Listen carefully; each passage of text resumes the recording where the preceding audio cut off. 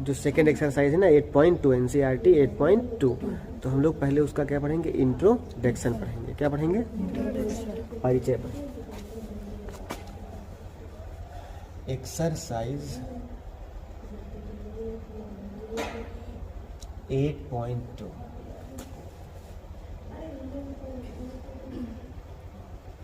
Introduction.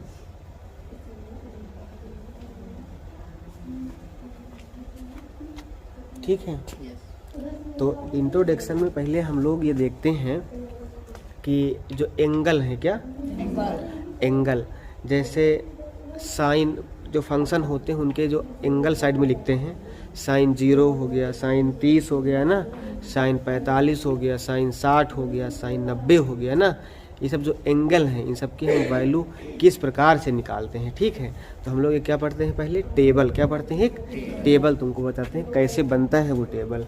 जैसे बोलते हैं ट्रायगोनोमेट्रिक टेबल, ट्रायगोनोमेट्रिक टेबल। तो हम लोग पढ़ेंगे ट्रायगोनोमेट्रिक टेबल, ट्रायगोनोमेट्री टेबल। तो देखिए देखिए जो हमारे एंगल हैं वो एंगल 0 भी होता है, और क्या होता है, एंगल 0 से स्टार्ट करेंगे और कहाँ तक लिखेंगे, 30 हो गया, फिर 45 हो गया, क्या हो गया 45, फिर क्या हो गया 60 डिग्री, ये ऊपर डिग्री है, समझ गए ना, और फिर क्या हुआ 90, क्या हुआ। तो बस हम लोग यही 5 एंगल जो है पढ़ेंगे। इनके बाद से हम लोग आगे जो हमारे पास है ना वो सबको अपने आप बना सकते हैं, समझ गए, सारे एंगल हम लोग खुद ही निकाल सकते हैं, फिर ये दिक्कत नहीं होगी। फिर 90 तक आपको थोड़ा से लर्न करना होगा ना, याद करना होगा। ठीक, देख सर वहाँ डिग्री रहेगा। हाँ डिग्री रहेगा, यहाँ पे डिग्री रहेगा, गुड। अब देखिए यहाँ पे हम लिख देंगे फंक्शन, क्या लिखेंगे, फंक्शन। तो साइन हो गया, और फिर कॉस, टैन, कॉट, सेक, कोसेक। ठीक है, कोसेक हो गया। अब देखिए यहाँ पर हम टेबल किस तरह से बनाते हैं तुमको ध्यान देना है, ठीक, बहुत इजी है बनाना। ये यहाँ से इनकी जो वैल्यू सब कैसे आएंगी, बहुत आसान बनाना है। देखिए सबसे पहले हम 0 से लेकर 4 तक गिनती लिखते हैं, नंबर कहाँ से कहाँ तक, 0 से। तो पहले लिखेंगे हम 0, फिर क्या लिखेंगे 1, फिर क्या करेंगे, फिर और फिर, और इन सब को जो ये बड़ी संख्या है ना 4 है ना, सबको इससे हम भाग कर देंगे, मतलब डिवाइड करेंगे। तो सबको क्या करो, 4 से आप सबको डिवाइड कर दो, सबको डिवाइड कर दो। ठीक है, हमने क्या किया, सबको डिवाइड कर दिया। एनी प्रॉब्लम, हमने सबको डिवाइड कर दिया है। ठीक है, अब हम क्या लगाएंगे, सब पर लगा देंगे स्क्वायर रूट। सब पर क्या लगाएंगे हम, स्क्वायर रूट लगा देंगे, सब पर स्क्वायर रूट लगा देंगे। Any problem, no problem. अब देखिए हमारे पास जो ये फंक्शन है, हम सबके मान किस तरह से देखिए निकालते हैं।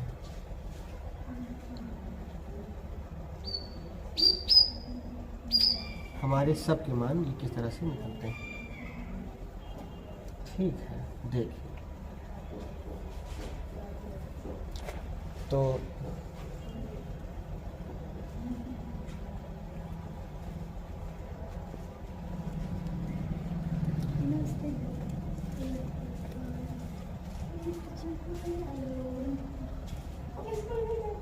देखिए तो साइन है ना, देखिए 4 से हम जो है 0 को भाग करेंगे तो कितना आएगा, 0 ही आएगा भाई। 4 0 0 0 होगा ना, और 0 बताओ रूट कितना होगा, 0 कितना होगा, तो यहाँ बताओ कितना आ जाएगा, 0।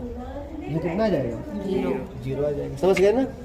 अच्छा देखो बताओ 1 से 4 कट जाएगा क्या, नहीं कटेगा ना। तो बताओ 1 का स्क्वायर रूट कितना होगा, वर्गमूल 1 ही होगा। और बताओ 4 का कितना होगा वर्गमूल?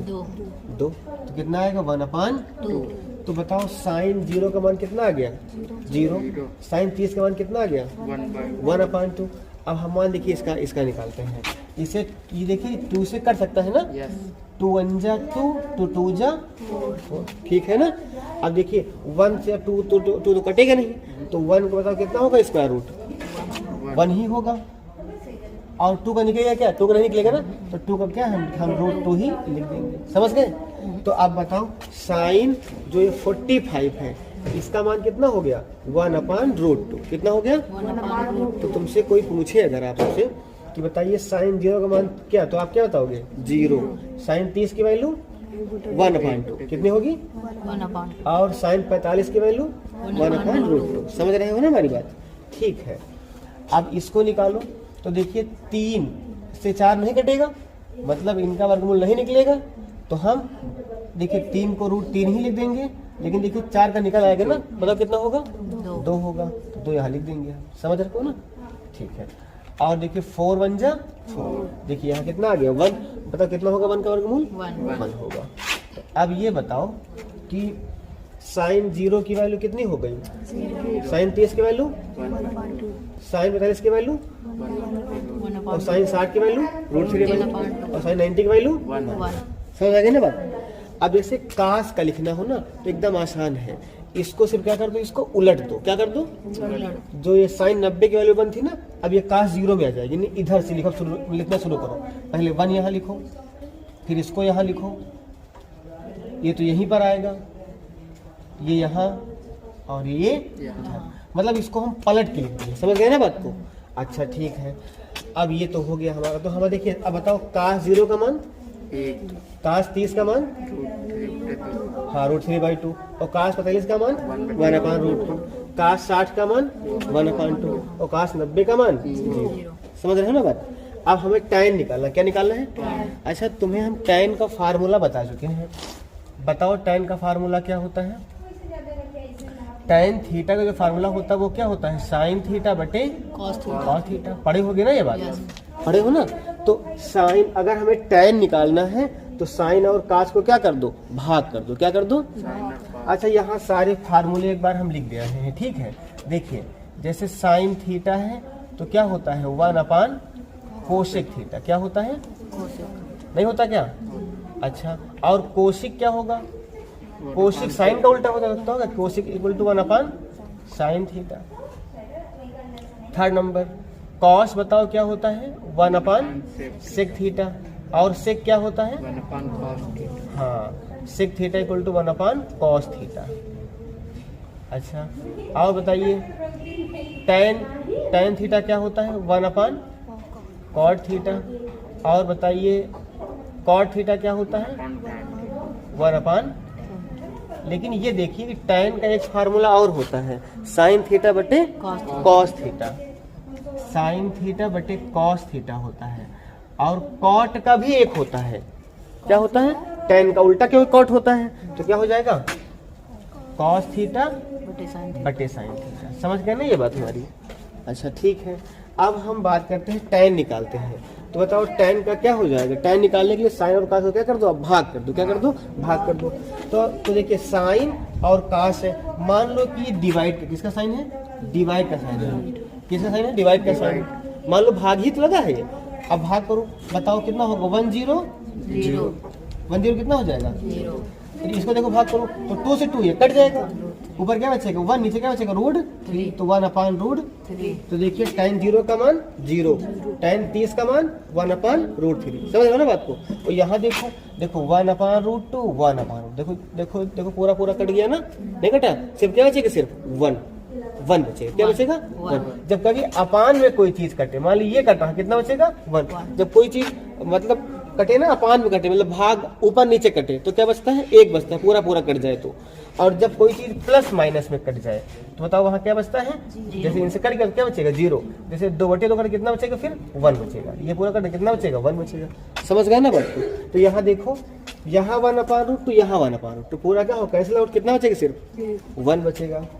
अब देखिए यहाँ देखिए 2 यहाँ नीचे डिवाइड में 2, यहाँ देखिए नीचे डिवाइड में 2 फिर 2 क्या होगा? ऐसे कितना बचेगा? सिर्फ √3 बच जाएगा।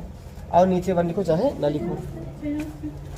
अब देखिए 1/0, देखिए 0 नीचे है 1 ऊपर हो। जब कभी भी कहीं भी ऐसा केस आ जाए कि 1 हो और नीचे 0 हो तो तब हमेशा इसका मान कितना होता है? इनफाइनाइट। कितना आता है वैल्यू?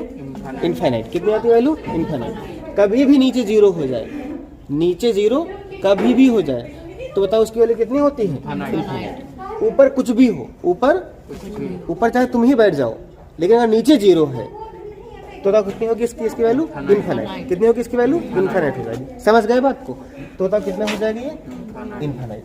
अब बताओ tan 0 की वैल्यू कितनी होगी? 0। tan 30 की वैल्यू 1/√3। tan 45 की वैल्यू 1। tan 60 की वैल्यू, tan 90 की वैल्यू इनफाइनाइट। समझ गए ना बात? अच्छा, अब जब काट लिखना हो, क्या लिखना हो? कॉट को। तो tan का उल्टा कॉट होता है ना, तो इसको ऐसे बढ़िया घुमा के लिख दो। इसको यहाँ लिख दो, ये वाला यहाँ, ये यहाँ, ये यहाँ और ये। ठीक है ना? खाली उससे उलट दो बस इसको।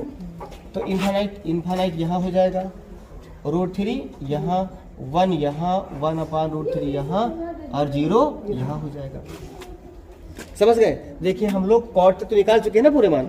अब क्या बचा है? सेक और कोसेक निकालना है। अच्छा बताओ सेक किसका उल्टा होता है? देखिए सेक किसका उल्टा होता है? कॉस का उल्टा। किसका उल्टा होता है? देखिए cos theta equal to 1/sec theta है ना, और सेक क्या है? 1/cos है। मतलब अगर हमें सेक निकालना है तो हम cos को क्या करें? उलट दें। cos को देखिए 1/cos मतलब उल्टा करके लिख दें। तो आप cos को उल्टा करके लिख दो। cos 1 है ना, बताओ 1 का उल्टा क्या होता है? 1 ही होता है भाई। 1 का उल्टा तो 1 ही होगा ना, तो 1 का उल्टा क्या होगा? 1 ही होगा। क्या हो गया? 1 हो गया ना। अब देखो cos 1 का उल्टा 1, इसका उल्टा करो तो क्या होगा? 2 ऊपर √3 नीचे 2/√3। वैसे देखो √2 ऊपर 1 नीचे, तो √2 ऊपर 1 नीचे 1 लिखो, नीचे चाहे ना लिखो, नीचे 1 को हटा सकते हैं। ठीक है, यहाँ देखो 2 ऊपर 1 नीचे, 2 ऊपर 1 नीचे। अब 1 लिखो नीचे चाहे ना लिखो, सिर्फ क्या हो जाएगा? सिर्फ ये 2 ही हो जाएगा। अब बताओ 0 का उल्टा कितना होगा? 0 का उल्टा देखो, 0 का उल्टा मतलब 0 को भाई 0 नीचे 1 मान लो, इसका उल्टा मतलब क्या? 1 ऊपर 0 नीचे। पता कितना होगा इसका मान? इनफाइनाइट। कितना होगा? इनफाइनाइट होगा भाई। 0/1 होगा ना, इसका उल्टा करो तो 1 ऊपर 0 नीचे। कितना आएगा इसका मान? इनफाइनाइट। कितना आएगा? तो यहाँ क्या हो जाएगा? इनफाइनाइट। तो देखिए सेक 0 की वैल्यू कितनी हो गई? 1। सेक 30 की वैल्यू 2/√3 और सेक 45 की वैल्यू √2, सेक 60 की वैल्यू और सेक 90 की वैल्यू इनफाइनाइट। समझ गए? अब बात सिर्फ भाई कोसेक की। सिर्फ बताओ सिर्फ कौन सी बात है? कोसेक। सिर्फ एक बचा है। तो बताओ कोसेक लिखना हो तो बस सेक जो सेक आया है ना, इसको इधर लिख दो, खाली बस घुमा के लिख दो, बस उलट के इसको ऐसे लिखते हैं चले जाओ। इनफाइनाइट यहाँ लिख दो, 2 यहाँ कर दो, √2 यहाँ कर दो, 2/√3 यहाँ कर दो और 1 यहाँ कर दो। या फिर एक काम और कर सकते हो, जो कोसेक है ना, देखिए कोसेक किसका उल्टा होता है? साइन का। आप साइन को उल्टा करके भी लिख सकते हो। तो बताओ 0 का उल्टा कितना होता है? इनफाइनाइट। कितना होता है? इनफाइनाइट। बताओ 1/2 का उल्टा कितना हो जाएगा? 2। 1/√2 उल्टा कितना होगा? √2। देखिए √3/2 उल्टा कितना होगा? 2/√3। 1 का उल्टा 1। तो ऐसा भी कर सकते हो। ये आपकी क्या हो गई? ट्रिग्नोमेट्रिक टेबल पूरी हो गई। समझ गए? तो हमें उम्मीद है आपको बनाना ये आ गया होगा। क्यों नहीं आया? आ गया ना? चलिए इसे बना लीजिए। Like, share and subscribe.